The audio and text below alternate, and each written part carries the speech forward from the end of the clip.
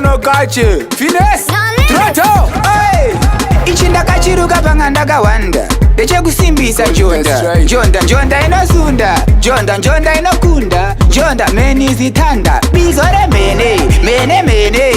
ilevo racho haridone urambo wakadaro usatene achimboeta kuti tiwine chisiya something kana uri kuvaremera siya something kana usina kuomera siya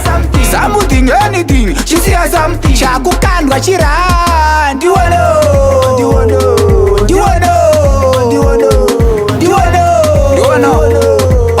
zviripo izvozvo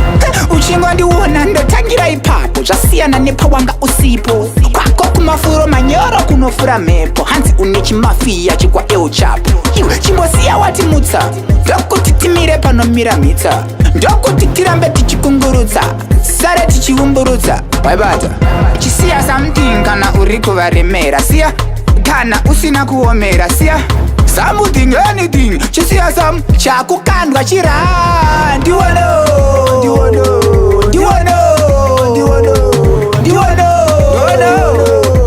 zviripo izvozvo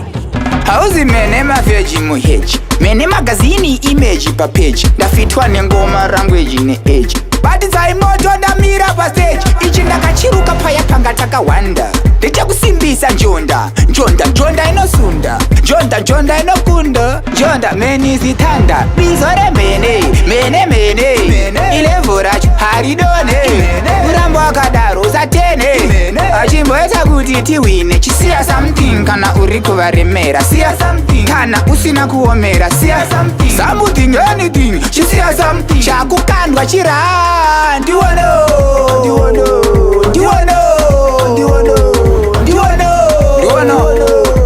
zviripo izvozvo uchingo ndiwona ndotangira ipapo zvasiyana nepawanga usipo kwako kumafuro manyoro kunofura mhepo hanzi une chimafiya chikwa eo chapo iwe chimbosiya watimutsa ndokuti timire panomira mhitsa ndokuti tirambe tichikungurutsa sare tichiumburutsa waibata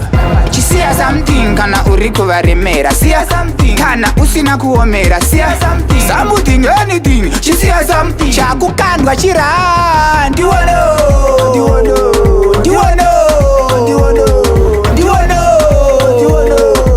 zviripo izvozvo siya something chisiya something chisiya something eyo Jamal big up my hiti aka Faza Riddim yasina code name Finesse adiwanya name Strike Order Gangster Corner yo Douglas Kinyete we maximize we strike do go ra good night Stallion